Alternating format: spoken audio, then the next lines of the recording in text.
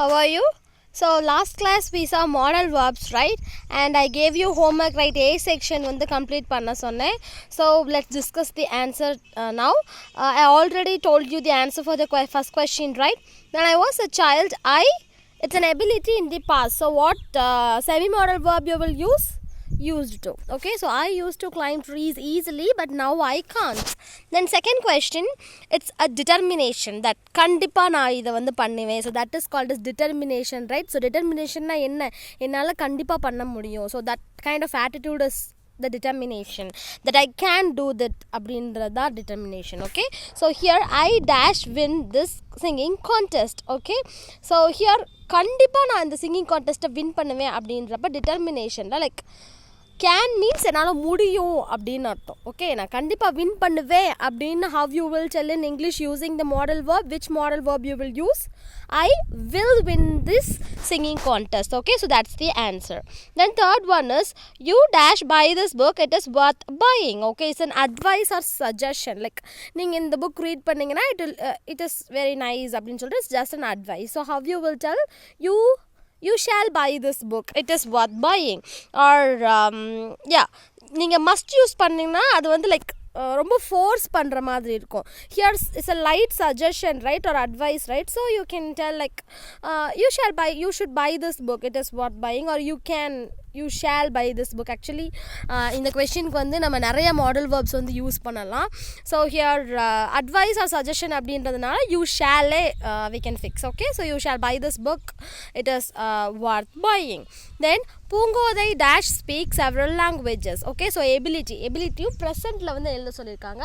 So we already know ability is can and could, and here it is the ability in present, right? So we should write can. Okay, so Poongothai can speak several languages. Then it's a promise.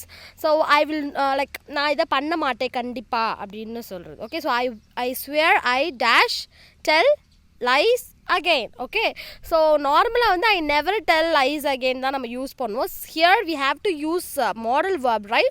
So which modal verb வந்து நீங்கள் use பண்ணுவீங்க? I swear I won't tell lies again, will not. Okay, so here not வந்து actually questionல கொடுத்துருக்கணும். You have to write only will, so it is not given here, so you just write will not. Okay, so I swear I won't tell lies again. Okay,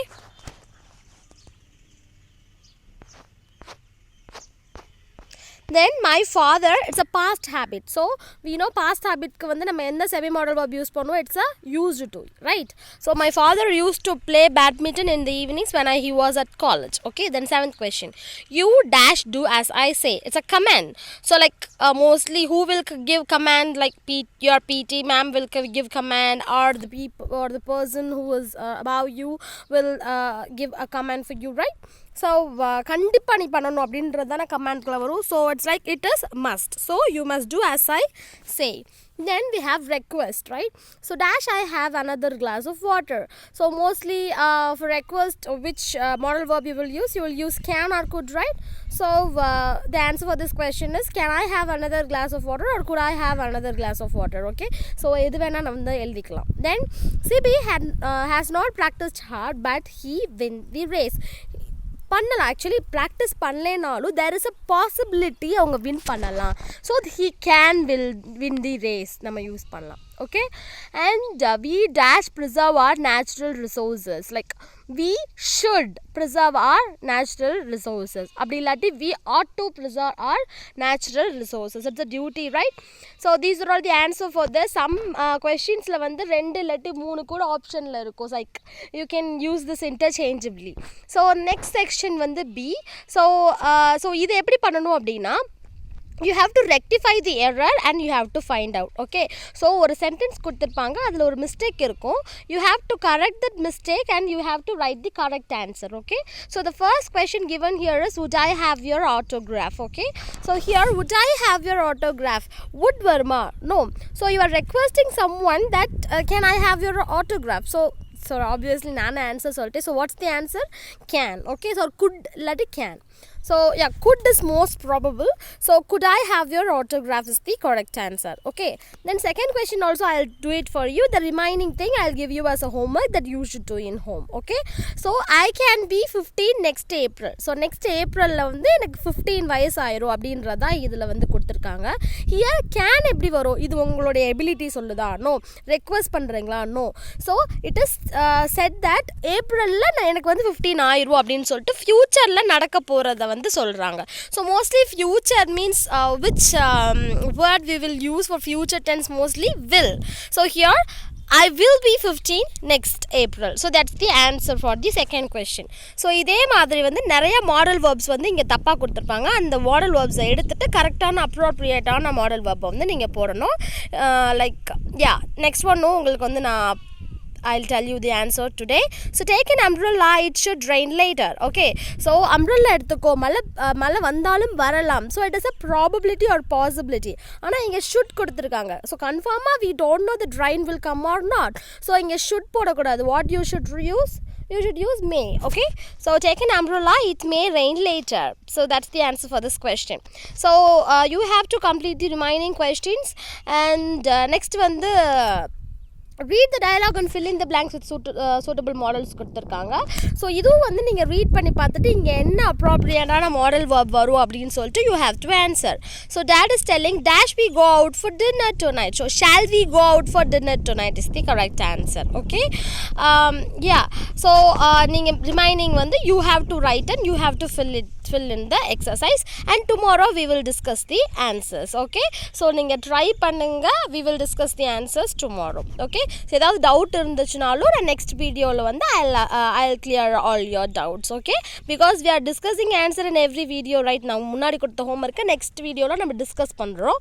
So yeah, if you want, if you have any doubt, you can be clarified with by watching my next video. Okay, then yeah, so this is the end, and next we have active voice and passive voice, and I'll upload a separate video for active voice and passive voice.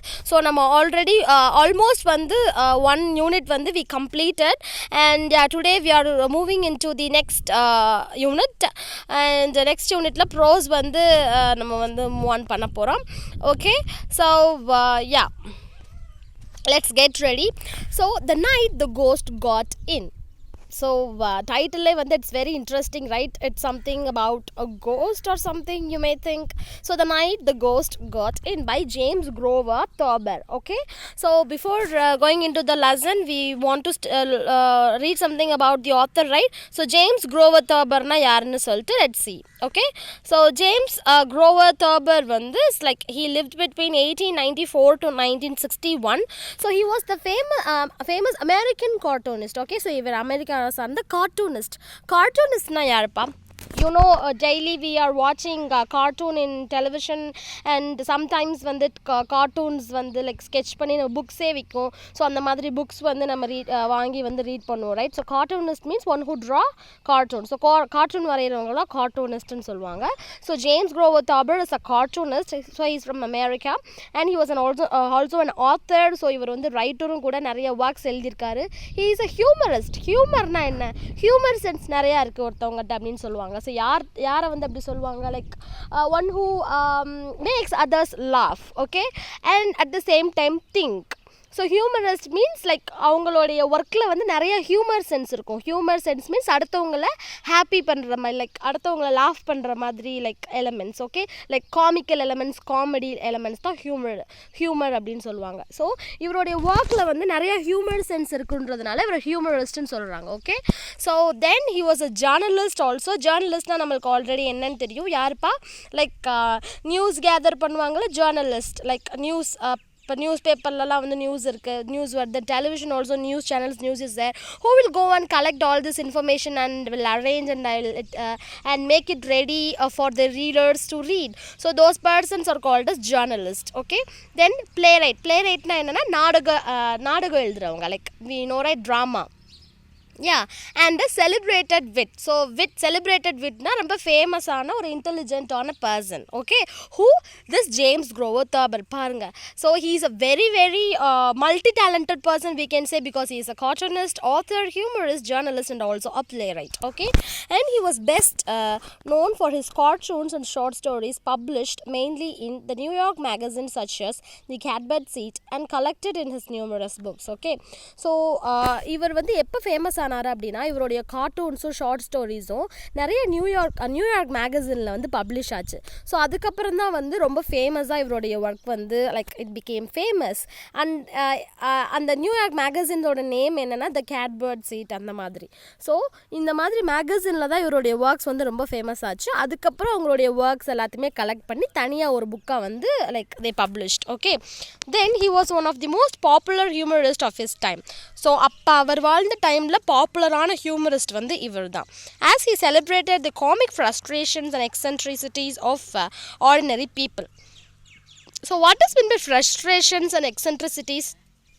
ஒரு ordinary பீப்புளுக்கு நிறைய அந்த மன அழுத்தம் இருக்கும். Frustration means மன அழுத்தம், like நம்ம ஃப்ரஸ்ட்ரேட் ஆகி இருக்கிறது, ரொம்ப லைக் ஏதோ ஒரு நம்மளோட சிச்சுவேஷன் வந்து ரொம்ப பேடாக இருக்கிறப்போ ஒரு ஆர்டினரி பீப்புளுக்கு வந்து இப்போ லைக் ஈவன் இந்த கொரோனா டைமில் கூட வந்து how the ordinary people are facing much difficulty because there is no salary, no money most of the houses to maintain. So இந்த மாதிரி டைமில் வந்து the ordinary people are facing a lot of crisis, like ரொம்ப ஃப்ரஸ்ட்ரேஷனில் இருக்காங்க, அதாவது இந்த மன அழுத்தத்தில் இருக்கிறது.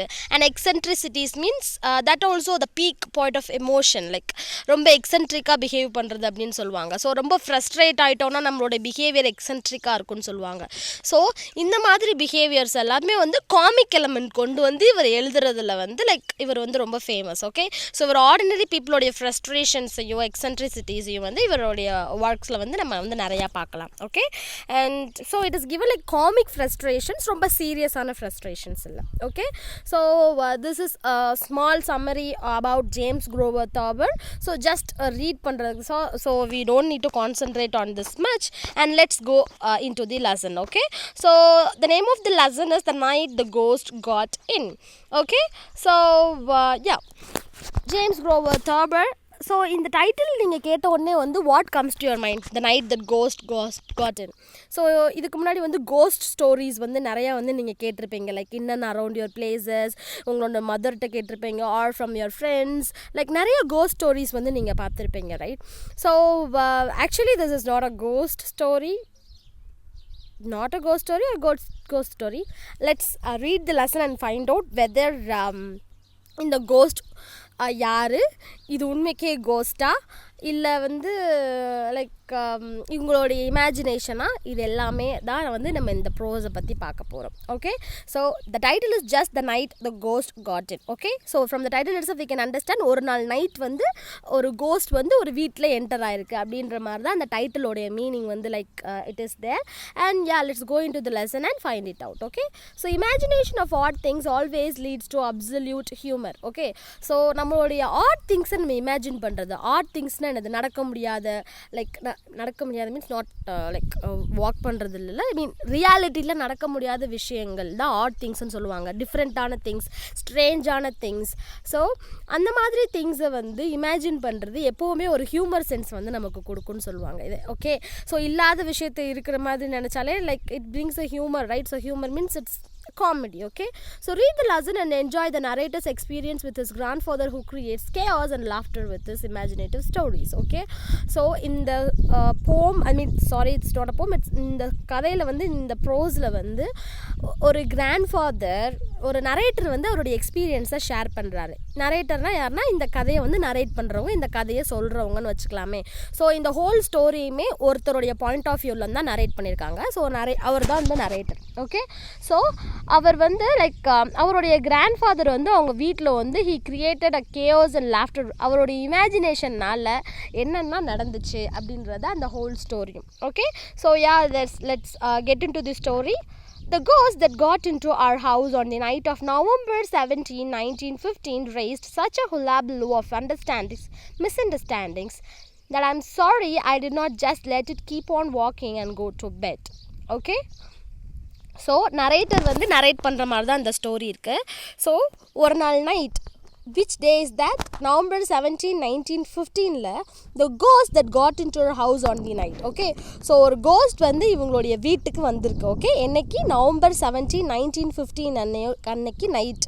ஓகே, ஸோ அந்த கோஸ்ட் வந்ததுனால it raised such a hullabaloo of misunderstanding. Okay, so அந்த கோஸ்ட் வந்ததுனால நிறைய மிஸ்அண்டர்ஸ்டாண்டிங் அவங்க ஃபேமிலியில் வந்து நடந்திருக்கு. Okay, so what is mean by hullabaloo of misunderstanding?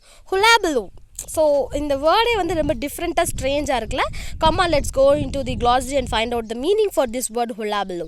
So hullabaloo means lot of loud noise made by people who are excited. Okay, for example, இப்போ வந்து உங்கள் கிளாஸ் ரூமில் வந்து லைக் ஒரு அனௌன்ஸ்மெண்ட் வருது, லைக் நெக்ஸ்ட் வீக் வந்து tour கூட்டிகிட்டு போகிறாங்க அப்படின்னு சொல்லிட்டு. அப்போ வந்து அந்த கிளாஸ் எப்படி இருக்கும் அப்படி வந்து நீங்கள் வந்து உங்கள் ஃப்ரெண்ட்ஸ் கூட அப்படியே கொச்சன்னு பேச ஆரம்பிச்சிருவீங்களே, லைக் ரொம்ப எக்ஸைட் ஆகி வந்து மேம் கிளாஸில் இருக்காங்கன்றது கூட மறந்துட்டு what you will start talking with you, right? So அப்போ அந்த என்விரான்மெண்ட் எப்படி இருக்கும்?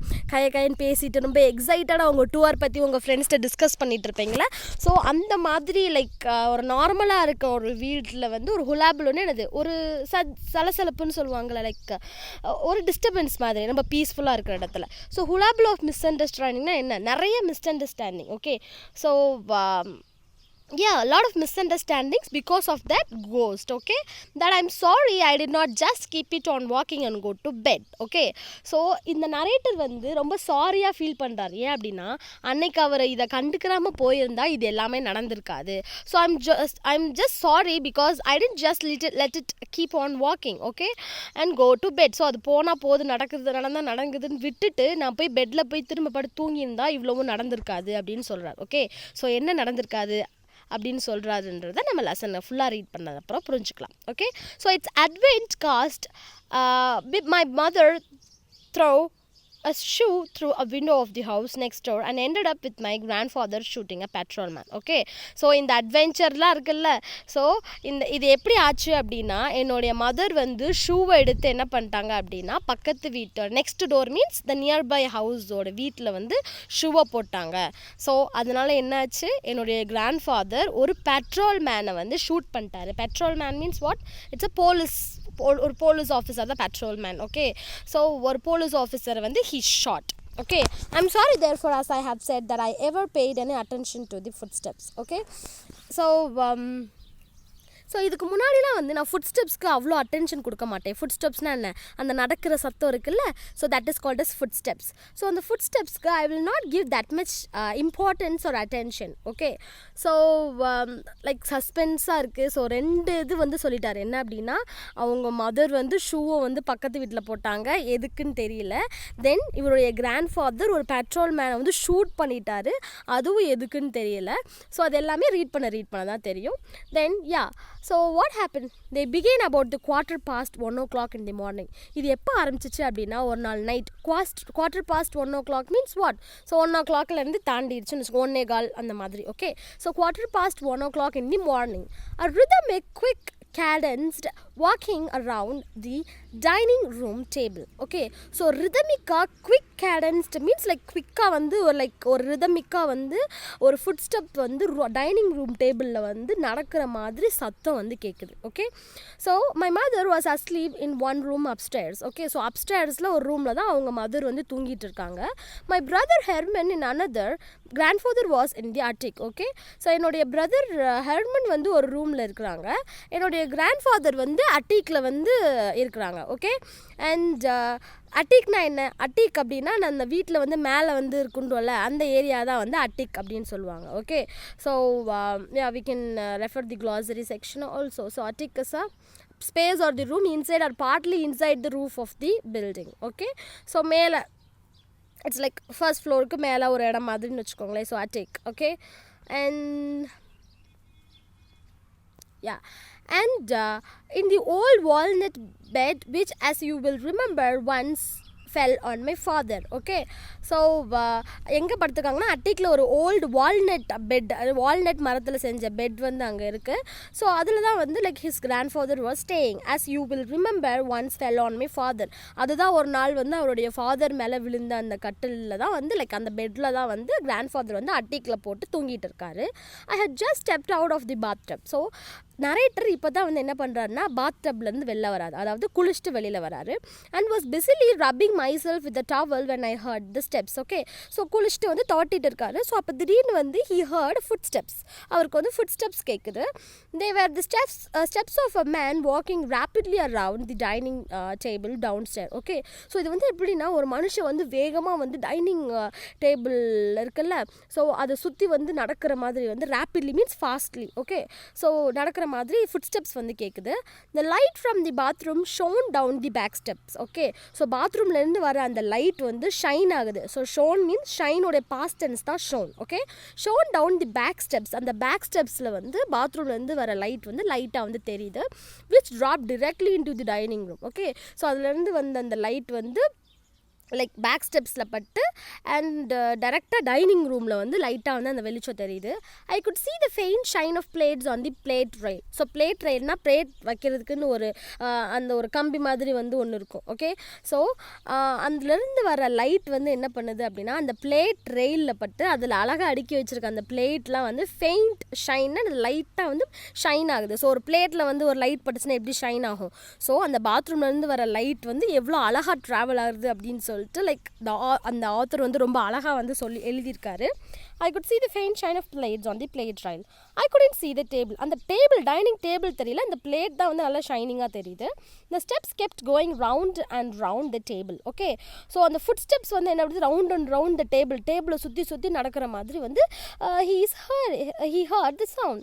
At regular intervals a board creaked. Okay, when it was trod upon. So ஒரு போர்ட் மாதிரி இருக்குது. ஸோ ட்ராட் அப்பான்னா அது மேலே நடந்தால் ஒரு க்ரீக்கான சவுண்ட் கேட்கும்ல, அந்த மாதிரி வந்து ட்ராட் மீன்ஸ் வாக்கிங், ஐ மீன் வாக் பண்ணுறதா, லைக் ஒரு அடி மேலே அடி வச்சு வாக் பண்ணுறதுல. ட்ராடிங் மீன்ஸ் லைக் ஜாகிங்னு சொல்லலாம், கொஞ்சம் ஓடுற மாதிரி நடக்கிறது கொஞ்சம் ஃபாஸ்ட்டாக. So that is called is trotting. Okay, I supposed at first that it was my father or my brother Roy. So நான் ஃபஸ்ட்டு வந்து அது என்னுடைய அப்பாவாக இருக்கும் இல்லாட்டி என்னுடைய பிரதர் ராயாக இருக்கும்னு நினச்சேன். who had gone to Indianapolis but were expected home at any time. So அவங்க வந்து இண்டியானாபோலிஸ்க்கு வந்து போயிட்டு எப்போ வேணால் வரலாம் அப்படின்ற சிச்சுவேஷனில் லைக் என்னுடைய அப்பாவும் இல்லாட்டி என்னுடைய தம்பியோ தான் வந்திருப்பாங்க போலக்க அப்படின்னு சொல்லிட்டு he thought.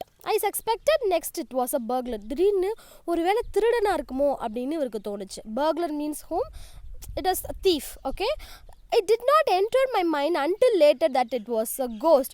ஆனால் அது பேய் தான் அப்படின்னு சொல்லிட்டு எனக்கு ஃபஸ்ட்டு வந்து எனக்கு தோணலை அப்படின்னு சொல்கிறாரு. okay, so let's see what is happening. okay, so where was the author when he heard the noise? so author வந்து எங்கே வந்து அந்த சத்தம் கேட்குறப்ப இருந்தார்? he was in his like bathroomக்கு வெளியில், outside of the bathtub.